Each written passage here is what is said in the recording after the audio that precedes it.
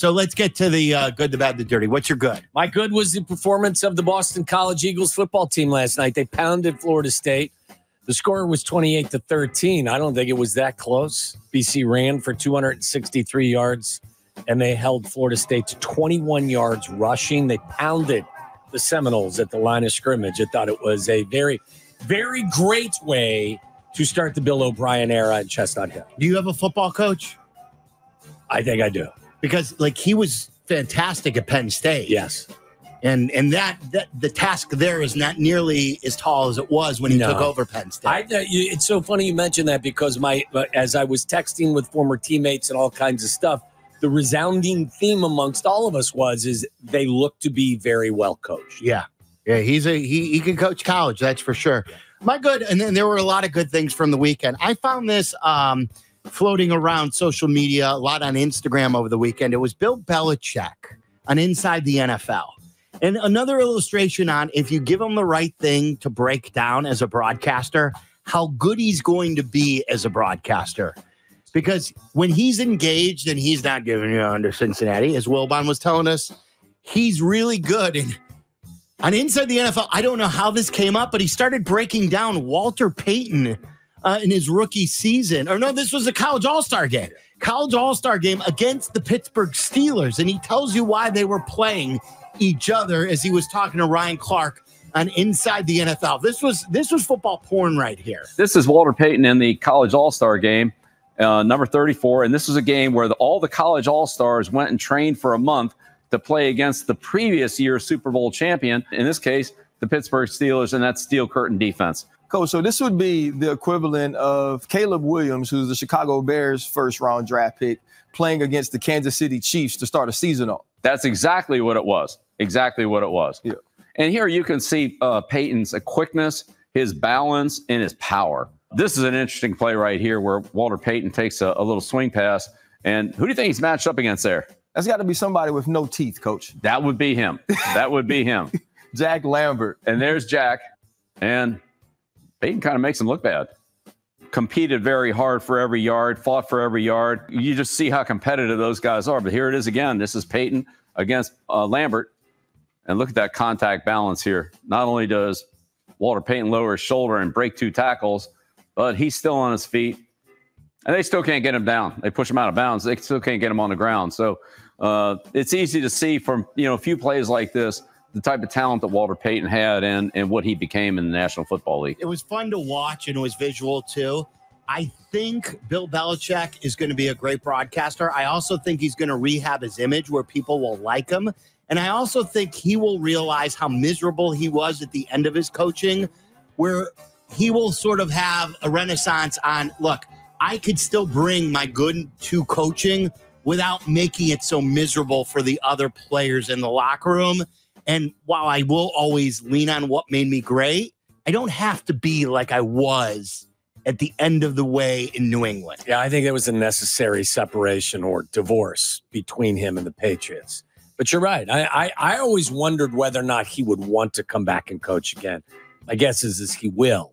And I think someone will want him after watching him. I think his rehab's going to get... Maybe Dallas, if Dallas doesn't get to where they want to go. Sure, Philly. I think his image will be rehabbed. Yeah. Mellor, what's your good? Did you guys happen to see, and it is football season, by the way, when you see all these clips circulating around social media from the Friday Night Lights highlights over the weekend, did you happen to catch Thomas Downey High School from Modesto, California, with pulling off what was probably the fake punt of the year over the weekend? I did not see So it's 4th and 12 from right around midfield, maybe the 40-yard line. The punter is lined up in normal punt formation.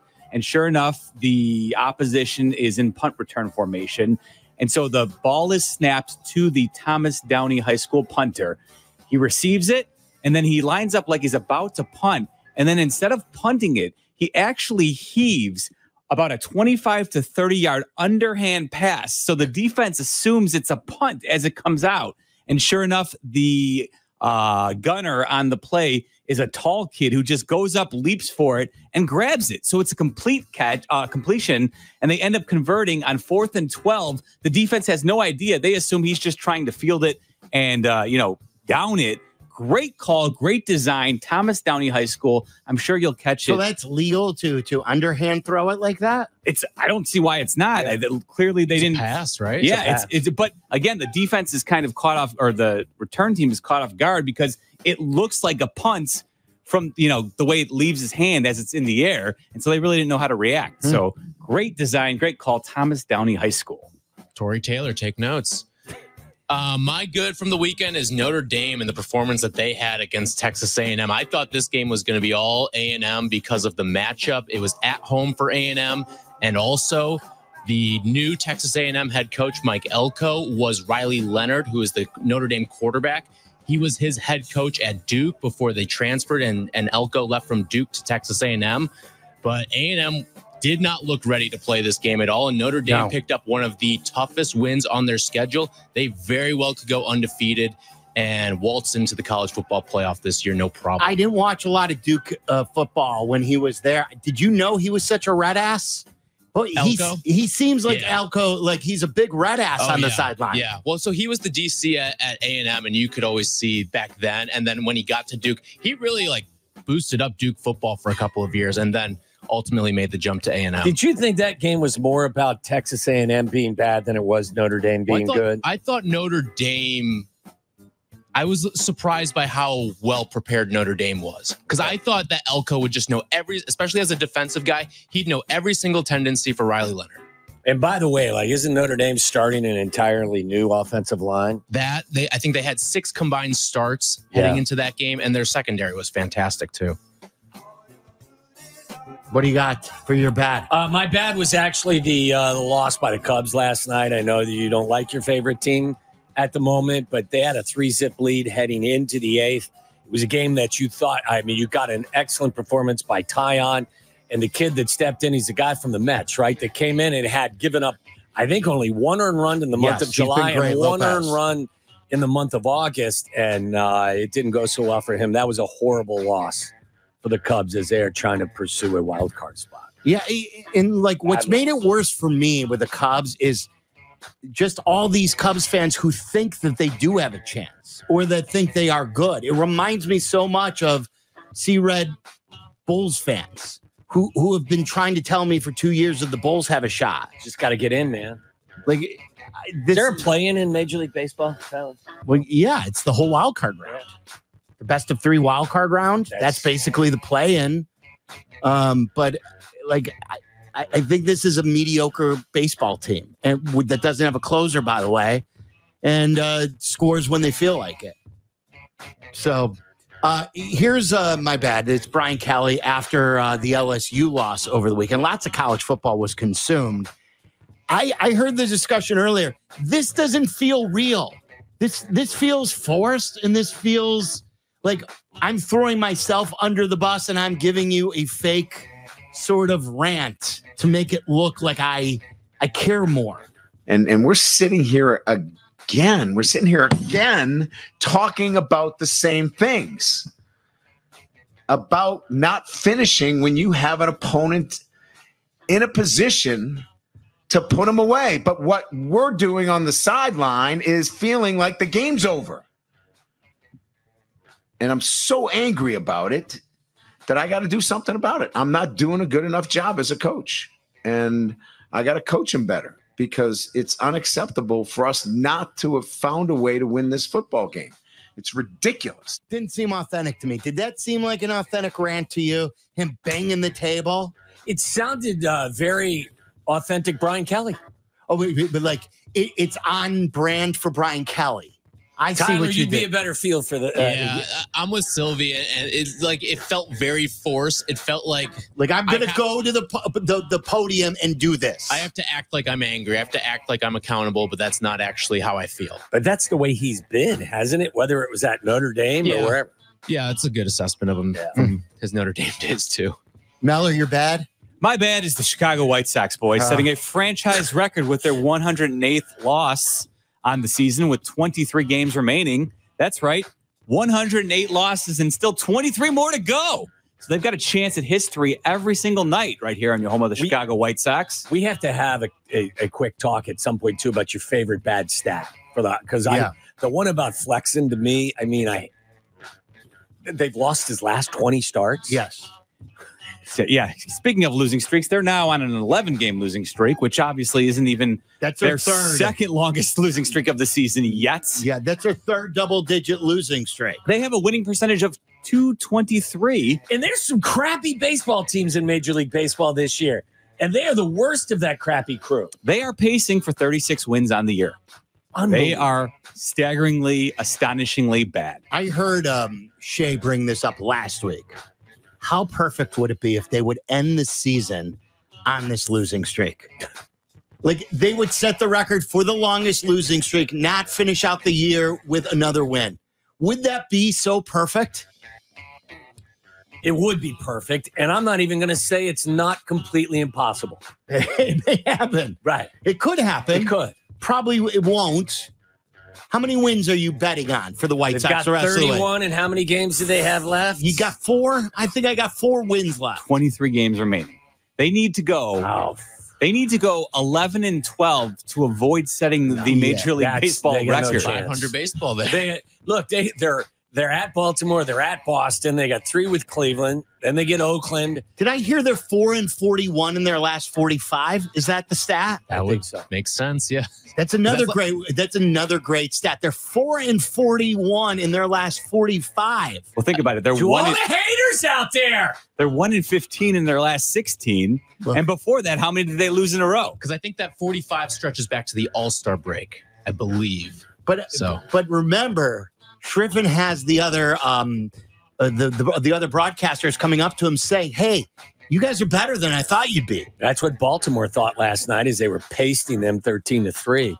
You think John regrets that comment about all the haters? Oh, no, he believes it. But they've only won 31 games in 139 tries. I know. I mean, in 139 tries. Oh, no. Who has the longer losing streak this year, Chris Flexen or the White Sox? The White Sox. The White Sox do. But if Flexen loses 2 more. Oh, right. Oh, you mean, okay. In games that he starts. In games that he starts. Yeah. I still think the Sox will. Flexen's going to win one. He's due. What's your bad? My bad is Florida and Florida football. Miami whacked them on Saturday, 41-17 in the Swamp. And to make matters even worse after that, Billy Napier at the podium, I can't remember if this was the day after or after the game, but he's got a water bottle in front of him. And he's sitting there trying to open it while he's addressing a question, and he can't open this thing to save his life. It was unbelievable. It was comedy. Like, he lost the war against Miami, and then he lost the war to the water bottle as well. And he's a big dude. He Dude, should not have a problem opening up a bottled water. There was some hideous college football. I'm not going to. I thought it was a really bad start to the college season. Did you? I was entertained. I know, because it's football and we haven't had it. Maybe. But there's a lot of bad. I thought Colorado, North Dakota State was a fun game, though. It was, but Dion, polluted it at the end with poor coaching. Was it bad enough to make you want to eat a Solo cup full of poop? No. That's my dirty. No, I'm not. Can I mention that? Absolutely. The BC Florida State game, there was a Florida State fan, you probably know about this by now, who tweeted during the week after they lost their opener to Georgia Tech, correct? In Ireland. He guarantees that they're going to beat Boston College, and if he doesn't, he will eat dog poop in a Solo cup With a spoon. and book it. And he has since deleted his Twitter account. Eat the poop. And that's Solo what, cup. and I have a poll question on that. If you made that proclamation on Twitter, would you follow through and eat the poop, or would you run and hide like he has and delete your social media and never eat poop?